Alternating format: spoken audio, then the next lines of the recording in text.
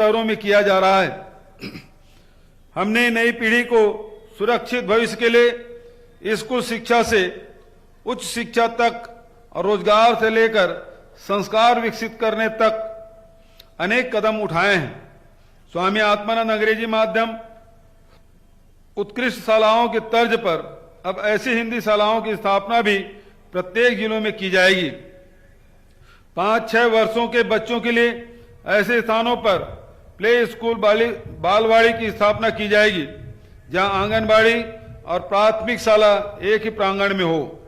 प्रथम चरण में ऐसे 6000 से अधिक बालवाड़ी प्रारंभ की जाएगी। नवा रायपुर में अंतर्राष्ट्रीय स्तर पर उत्कृष्ट आवासीय विद्यालय स्थापित किया जाएगा। हमने बच्चों की जरूरतों को पूरी संवेदनशीलता के साथ समझा है, इसलिए कोरोना के कारण अपने माता पिता खोने वाले बच्चों के लिए महतारी दुलार योजना शुरू की थी, जिसके तहत 2500 से अधिक बच्चों को 2 करोड़ रुपए की छात्रवृत्ति दी गई। इसके अतिरिक्त स्कूल फीस भी माफ की गई है। कोरोना के कारण विश्व स्तर पर शिक्षा के स्तर में गिरावट महसूस की गई थी, जिसके लिए हमने उपचारात्मक शिक्षा नवा जतन 2.0 अभियान चलाने का निर्णय लिया है। हमने शिक्षा को सिर्फ किताबी ज्ञान का माध्यम नहीं बनाया। चाहूंगा शीघ्र ही हम प्रदेश के शासकीय कर्मचारियों के हित में अंशदायी पेंशन योजना के अंतर्गत राज्य सरकार के अंशदान को 10% से बढ़ाकर 14% करेंगे। आज इस मंच में घोषणा करता हूं कि शासकीय कर्मचारियों की कार्य क्षमता और उत्पादकता को बढ़ाने के लिए राज्य सरकार अब 5 कार्य दिवस के प्रति सप्ताह प्रणाली पर कार्य करेगी। आज मैं यह घोषणा करता हूं कि प्रत्येक जिला मुख्यालय तथा विकासखंड स्तर पर मुख्यमंत्री श्रमिक संसाधन केंद्र की स्थापना की जाएगी।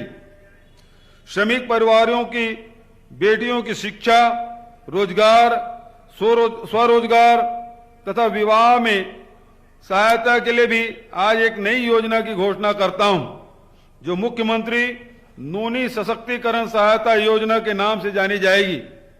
इस योजना के तहत छत्तीसगढ़ भवन एवं अन्य सन्निर्माण कर्मकार कल्याण मंडल में पंजीकृत हितग्राहियों के प्रथम 2 पुत्रियों के बैंक खाते में 20-20 हजार रुपए की राशि का भुगतान एकमुश्त किया जाएगा। जरूरत। जय जोहार, जय छत्तीसगढ़, जय हिंद, जय छत्तीसगढ़। धन्यवाद। और माननीय मुख्य अतिथि महोदय के करकमलों के द्वारा हर्ष सूचक गुब्बारों को आकाश की अनंत ऊंचाइयों में उन्मुक्त किया जाएगा।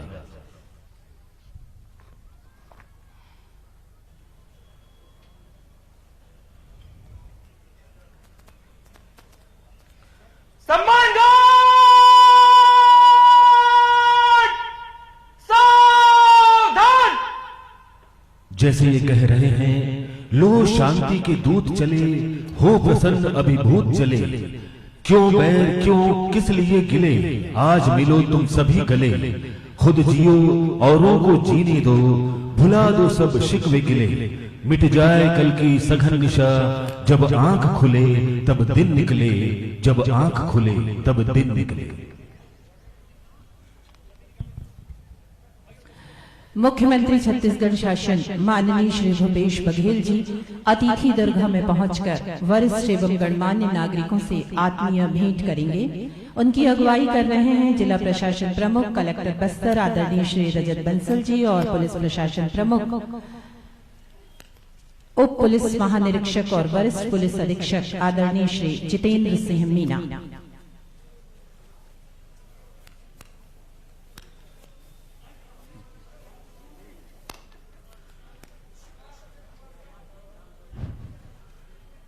परेड कमांडर के निर्देश के साथ अब परेड निष्क्रमण की कार्यवाही की जाएगी। साथ ही परेड कमांडर और 2IC दाएं और बाहिने गाइड के साथ सलामी मंच के समक्ष पहुंचेंगे। सम्मान घाट बंगाल स्वस्थ।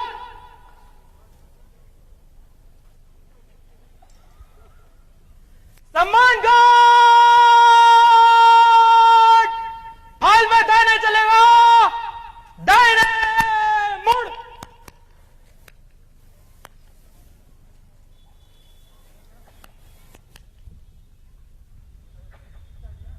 सम्मान घाट दाहिने घूम, बाएं से तेज चल।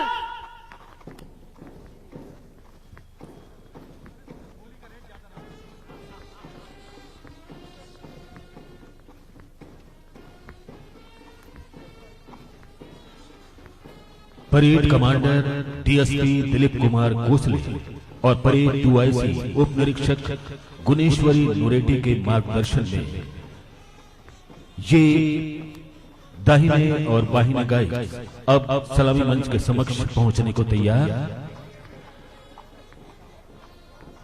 ये सभी जैसे कह रहे हो, ऐ वतन जब तुझ पे दुश्मन गोलियां बरसाएंगे, ऐ वतन जब तुझ पे दुश्मन गोलियां बरसाएंगे, सुर्ख बादल जब फिजाओं में तेरी छा जाएंगे, जब समंदर आग की बुर्जों से टक्कर खाएंगे, उस वक्त भी ऐ वतन हम तेरे नगमे गाएंगे, हम तेरे नगमे गाएंगे।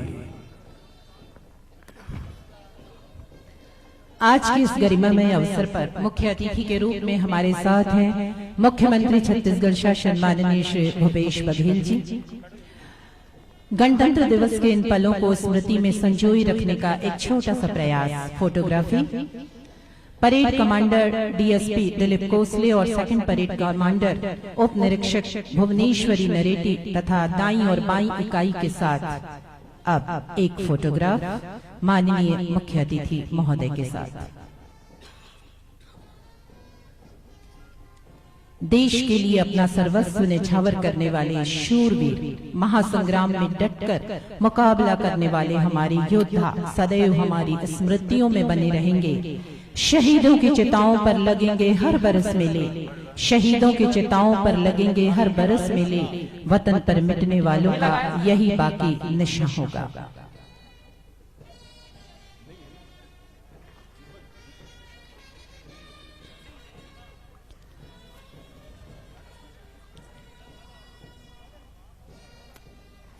परेड निष्क्रमण की कार्यवाही संपन्न हो रही है।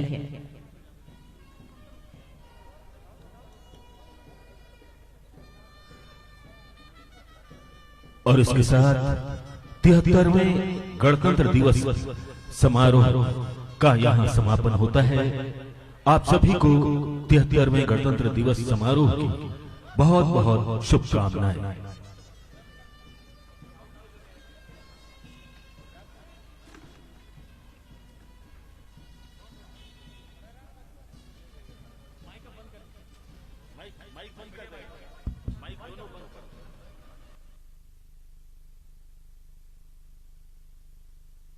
हित में कुछ और महत्वपूर्ण घोषणाएं करता हूं। हमारी सरकार इसी वर्ष समस्त अनियमित भवन निर्माण के नियमितीकरण हेतु एक व्यवहारिक, सरल एवं पारदर्शी कानून लाएगी, जिससे अनेक नागरिक प्रत्यक्ष रूप से लाभान्वित होंगे। इस कानून के प्रावधान का लाभ लेकर हमारे नागरिक अपनी मेहनत से किए गए निर्माण को नियमित करवाकर स्वाभिमान से जीवन यापन एवं रोजगार कर सकेंगे। दूसरा, इसके साथ ही रिहायशी क्षेत्रों में संचालित व्यावसायिक गतिविधियों में के नियमितीकरण हेतु आवश्यक प्रावधान किए जाएंगे, ताकि हमारे हजारों भाई बहन आत्मविश्वास के साथ अपना व्यवसाय संचालित कर सके। तीसरा, आप सभी को बताते हुए हर्ष हो रहा है कि मेरी घोषणा के 15 दिन के भीतर प्रदेश के नगर निगमों में 500 वर्ग मीटर तक के भवनों में मानवीय हस्तक्षेप के बिना डायरेक्ट भवन अनुज्ञा प्रणाली प्रारंभ कर दी गई है। उसी तर्ज पर मैं घोषणा करता हूं, प्रदेश में अब नगर निगम से बाहर के क्षेत्रों जो कि निवेश क्षेत्र में शामिल है में भी 500 वर्ग मीटर तक भवन विन्यास बिना किसी मानवीय हस्तक्षेप के तय समय सीमा में जारी किए जाएंगे। चौथा, प्रदेश के नगरीय निकायों में नल कनेक्शन प्राप्त करने की प्रक्रिया को डायरेक्ट भवन अनुज्ञा के तर्ज पर मानवीय हस्तक्षेप मुक्त बनाकर समय सीमा में नल कनेक्शन दिए जाने का निर्णय लिया गया है। पांचवा, हमारी सरकार ने शहरी क्षेत्रों में आबादी, नजूल एवं स्लम पर स्थित पट्टों को भी फ्री होल्ड करने का निर्णय लिया था, जिससे नागरिकों को भूमि स्वामी हक प्राप्त हुआ। आज इस मंच से मैं घोषणा करता हूं कि ग्रामीण क्षेत्र में भी शासकीय पट्टे के भूमियों को फ्री होल्ड किया जाएगा। छठवा, अन्य पिछड़े वर्ग के नागरिकों में उद्यमता को बढ़ावा देने हेतु औद्योगिक नीति में संशोधन कर इस वर्ग हेतु 10% भूखंड आरक्षित किए जाएंगे, जो कि भूमि प्रीमियम दर के 10% दर एवं 1% भूभाटक पर उपलब्ध कराए जाएंगे। सातवां, मुख्यमंत्री शहरी स्लम स्वास्थ्य योजना के अंतर्गत प्रदेश के नगर निगमों में 18 लाख से अधिक नागरिकों का इलाज निःशुल्क किया जा चुका है। इस योजना की सफलता को देखते हुए मैं घोषणा करता हूं कि शीघ्र ही इस योजना को प्रदेश के सभी नगरीय निकायों में लागू किया जाएगा। आठवां, नव युवाओं को नई सुविधा देने के लिए मैं घोषणा करता हूं कि प्रदेश में लर्निंग लाइसेंस बनाने की प्रक्रिया का सरलीकरण किया जाएगा और इस हेतु वृहद स्तर पर परिवहन सुविधा केंद्र प्रारंभ किए जाएंगे। इन केंद्रों को न केवल लर्निंग लाइसेंस बनाने हेतु अधिकृत किया जाएगा, अपितु इन केंद्रों में परिवहन विभाग से संबंधित समस्त सेवाएं नागरिकों को अपने निवास के पास मिल सकेगी एवं प्रदेश के युवाओं को रोजगार का अवसर मिलेगा। नौवां, कर्मचारी कल्याण की दिशा में कुछ नए कदमों को साझा करना चाहूंगा। शीघ्र ही हम प्रदेश के शासकीय कर्मचारियों के हित में अंशदायी पेंशन योजना के अंतर्गत राज्य सरकार के अंशदान को 10% से बढ़ाकर 14% करेंगे। 10वां, आज इस मंच से मैं घोषणा करता हूं कि शासकीय कर्मचारियों की कार्य क्षमता और उत्पादकता को बढ़ाने के लिए राज्य सरकार अब 5 कार्य दिवस के प्रति सप्ताह प्रणाली पर कार्य करेगी। हमारी बहनों की सुरक्षा हेतु हम प्रतिबद्ध हैं। इसी कारण आज मैं आप सभी के समक्ष घोषणा करना चाहूंगा, इस हेतु हम प्रत्येक जिला में महिला सुरक्षा प्रकोष्ठ का गठन कर उसे प्रभावी रूप से महिला सुरक्षा हेतु उपयोग करेंगे। 12वां, मैं घोषणा करता हूं कि प्रदेश में तीरंदाजी को प्रोत्साहित करने हेतु जगदलपुर में शहीद गुंडाधुर के नाम पर राज्य स्तरीय तीरंदाजी अकादमी प्रारंभ की जाएगी। 13वां, वृक्ष कटाई के नियमों की जटिलता एवं उसके कारण वृक्षारोपण हेतु नागरिकों के अरुचि को देखते हुए राज्य सरकार शीघ्र ही इन नियमों का नागरिकों के हित में सरलीकरण करने जा रही है। इसे तो हम समस्त प्रासंगिक अधिनियमों एवं नियमों में आवश्यक संशोधन लाने जा रहे हैं। भाई और बहनों, हम धरती को माता कहते हैं। इसकी पहचान हम भारत माता और छत्तीसगढ़ मातारी के रूप में करते हैं। तो मेरा मानना है हमारा संविधान मां के आंचल के समान है, जिसके छांव में सबसे ज्यादा सुरक्षा महसूस की जाती है। जब हमने नवा छत्तीसगढ़ गढ़ने का संकल्प लिया था, तब हमने मन में छत्तीसगढ़ मातारी और प्रदेशवासी सभी भाई बहनों और इस तरह हमारे विस्तृत कुटुंब रूपी प्रदेश के मान सम्मान और कल्याण की कामना की थी। संसाधनों से भरी हमारी धरती समस्त छत्तीसगढ़ वासियों को रोजगार और खुशहाल भविष्य की सुरक्षा दे सकती है। इसी लक्ष्य को ध्यान में रखते हुए हमने समावेशी और टिकाऊ विकास का जो